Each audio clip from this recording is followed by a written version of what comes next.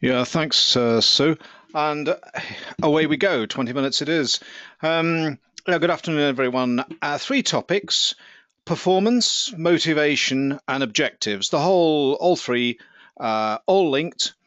And by close, what I aim to do is to have you pretty well understand how you would go about managing performance, the processes, the models that you would use to run through from performance through motivation and then ultimately out to objectives. And then by the end, we'll also round back onto performance and just touch on performance appraisals at the same time. But in order to do anything to do with performance, we've got to get to a definition. What is performance? So often a manager may well say to someone or say about someone, I'm not happy that they're performing. What does that mean? And it could mean they're not meeting objectives. Okay, well, that presumes, and we'll get to that towards the end of the presentation, but that presumes there are some objectives to meet or not meet. Perhaps they mean they're not doing what's wanted. Well, who specified what's wanted? And in order for somebody to not do what's wanted, we have to know what wanted means. And the person who's doing it also has to understand what's wanted, what that means, that word means, what's wanted. So the more you drill down, of course, you realize that the more that performance is a pretty tough concept to define and measure. So let's just have a little play with it. Let's just talk a little bit about performance of a waiter. On the face of it, we go back to this business of doing what's wanted. Well, wait tables, please, take orders, deliver those orders to the tables, clear away, etc. Okay, let's just take these a little bit. One of the things that we would like to do, obviously, is measure that performance, because does that mean you do it with a smile? Does that mean that if you don't do it with a smile, you're not performing? Does that mean that you should minimize the number of trips to the kitchen? What exactly does this idea mean? One objective measure might be the takings, the monetary takings from the tables. That would seem reasonable. If you're able to, as a waiter, upsell, we all know the idea of, would you like chips with that? The idea of upselling. So if the more you can upsell, the more you can, the takings will rise. But that, of course, assumes that there's a balance across all the waiters in the restaurant. There's a balance between the tables, because inevitably you're going to compare one waiter with another waiter. And all the good tables give all the good money and give all the good tips. And the tables which are further away from the windows, people spend less. They just come in, have a one course and then leave. So you've got to be very careful about how you actually assess that performance.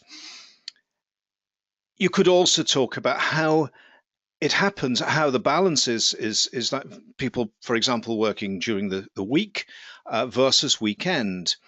Greater takings at the weekend than during the week. Does that mean that someone during the week is working less well? Does that mean they're not doing what's wanted? So you get the idea that you've got to be quite careful getting down. If you use a metric such as the monetary takings from a table, you've got to look upon what that depends, because of course we haven't brought in the other staff here, the chefs, the maitre d', and other people who have influence upon that waiter's performance. And the other thing, just to finish off, is the whole business of covering for colleagues. So it becomes quite a difficult topic, and we really need to address what's meant by performance, case by case, person by person, job by job. And we'll do that a little later. So let's park that just for now. Let's talk a little bit about motivation. Motivation is five things. And the way to always remember motivation, if somebody says, what is motivation? Well, let's talk about the five things that make up motivation. Motivation is the series of in-person cognitive thought processes that get us going, that determine what we do, that determine what effort we apply, that determine when we stop, and determine when we elect to go off and do something else. So there are those five things: get us going, determine what we do, the effort we apply, when we stop, and when we do something else. And that is in essence what motivation is.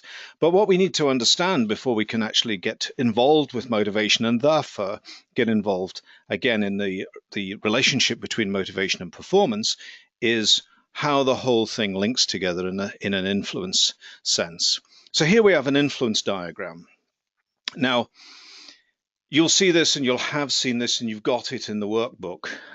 It's in a slightly different form in the workbook, but it's just the same.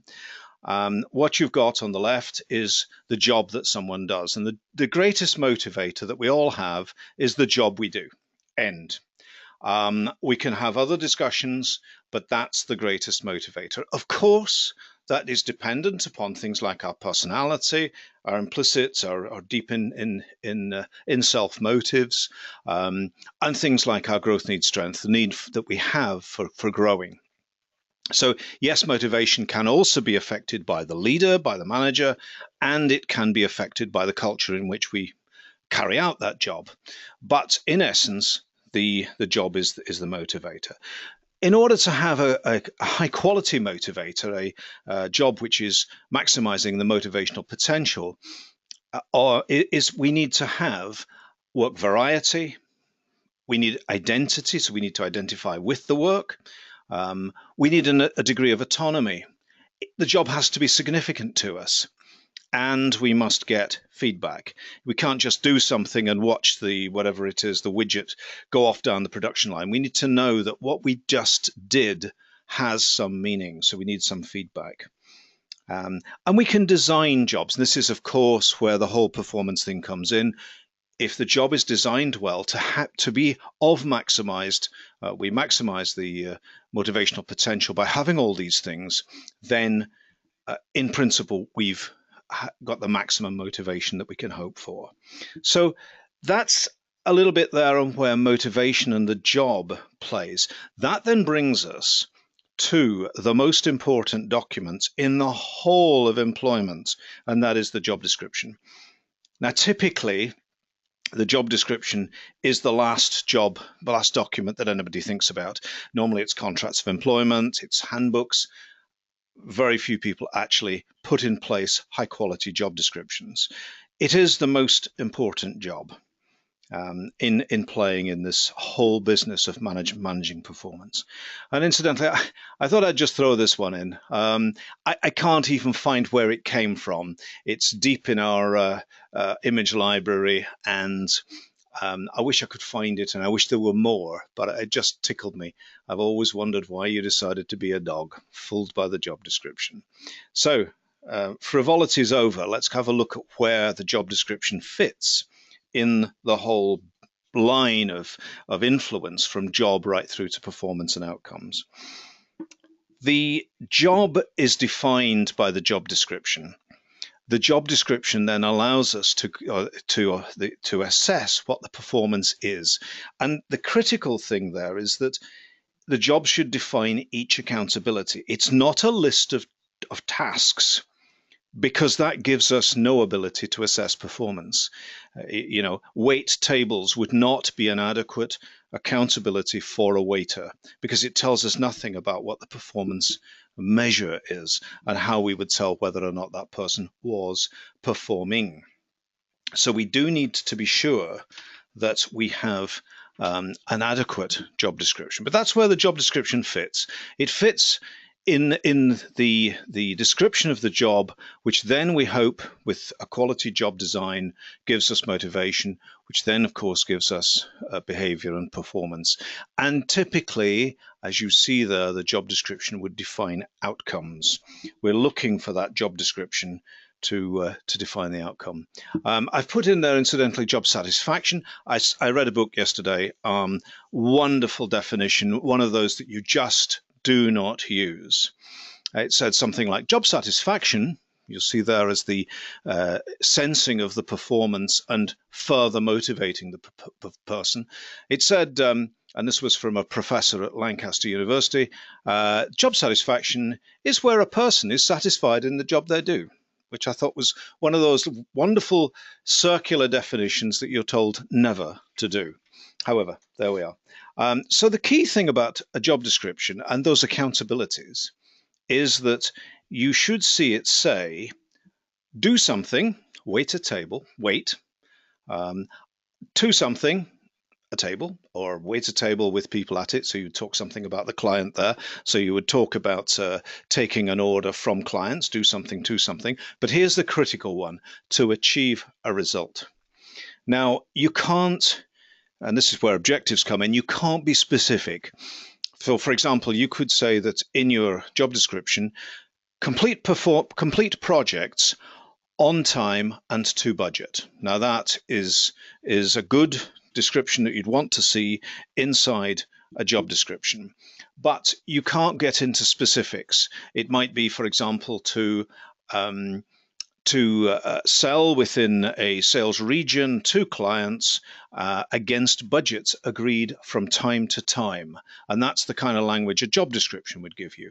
You can't be specific. We can't talk about detail because you don't want to change the job description every time you change those objectives. So you'd have broad statements, probably no more than, I would say, 5 or 6 broad statements which are at the highest level, do something to achieve a result. So that leads us then to get to, well, okay, what bridges between this broad statement from the job description to the more specifics of getting down to actually measuring, and then, of course, leading on to the performance appraisal. And the answer, of course, is we go through objectives. We've got a motivating job. We've got a job description. What else? We need some objectives. And it's a strange thing. Objectives are strange. Goals, as the psychologists would call them, goals. Goal theory is, in some senses, the most peculiar human, one of the theories about human performance. And that is, somehow or other, we like objectives. We like goals. We set ourselves goals all the time. Particularly if it's around January the 1st and you're looking at New Year's resolutions, which are never, of course, kept. But that's a different story. What we're talking about is goals and the fact that we are prepared to allow ourselves to be set fairly stretching goals. We like striving. And that's the essence. But there are conditions about which objectives are that you should obey when setting objectives. Here are some of the principles for an objective, and I don't mean this word SMART objectives. Put that to one side. That's about the forming of the actual objective itself. Here's some principles behind the objectives. The objectives should have clarity. So you must be clear. You can't just say wait tables. That is not a clear objective, and we haven't even got a measure in there, but we need that clarity. We need, for example, to achieve £500,000 of sales of revenue value across the northern region of the United Kingdom. We're getting into quite specific, clear objectives that is understood and is possible. That's one thing about SMART, of course, is it's specific, measurable, and achievable. SMART, achievable. So they have to be achievable. But we want clarity in terms of being a goal and being motivating. We need clarity. It has to be a challenge. We do like, as humans, we do like a little bit of a challenge. Not the impossible, but enough to task us, enough to challenge us. As an employee, you need, or as a manager, you need to gain employees' commitment. It's not, here are your objectives. It's, here's some objectives. I'd like to sit and talk about them, and to spend some time actually getting the employees' commitment to the objectives and maybe modifying them downwards, even modifying them upwards. We need feedback. We need feedback on how it's going in order to agree. So we need some mechanism, and the classic mechanism for a manager is to just simply review them, to from time to time review progress. And then, of course, the other one is task complexity. It's not a goal, it's not an objective if it's pretty simple, straightforward stuff. You're just simply washing thousands of cars, that's not actually going to motivate anybody. That is drudgery. We're expecting some task complexity in order to be suitably motivating. So that's the principle for actually creating a quality set of objectives. So we've got the objectives. How then do we go about appraising? Now, performance appraisal, wow. One of the biggest problem areas, I would say, today, because it's typically done very, very badly. There's a lot of bad press. There are books have been written about how terrible it is in a modern context that we simply should not do performance appraisal, which, unfortunately, if you're not going to do performance appraisal, then the whole thing falls apart. If you're not actually going to check that those objectives are met, and therefore it flies in the face of goal theory, doesn't allow you to set goals, and the whole thing falls. So just because it's badly done, of course, means that people will criticize. What we need to do is to understand how to do it properly. So the first thing to remember is you don't rate. There's the worst thing that performance appraisals do, and we can all tell stories about how we've been forced to rate people, and we're forced to rate them at certain points. So, for example, on a scale of 0 to 10 or 1 to 10, and 10% of the employees have to be on a 1 or a 2, and only 10% can be on an 8 or a 9, and the rest have to be in the middle. And there's all sorts of crazy corporate ideas about how fitting ratings around normal curves and the likes. Crazy, crazy, crazy stuff. The fundamental is it's a discussion between mature adults. So therefore, we're talking about the objectives, we're talking about performance feedback. We're saying, how's it going with those objectives? Why have you not been able to meet those? And why have you exceeded at others?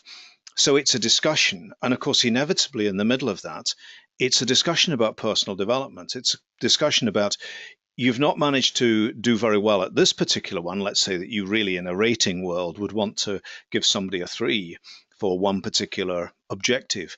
Actually, what you're talking about then is how do we get it from a 3 to a 5? How do we get it from a 3 to a 6?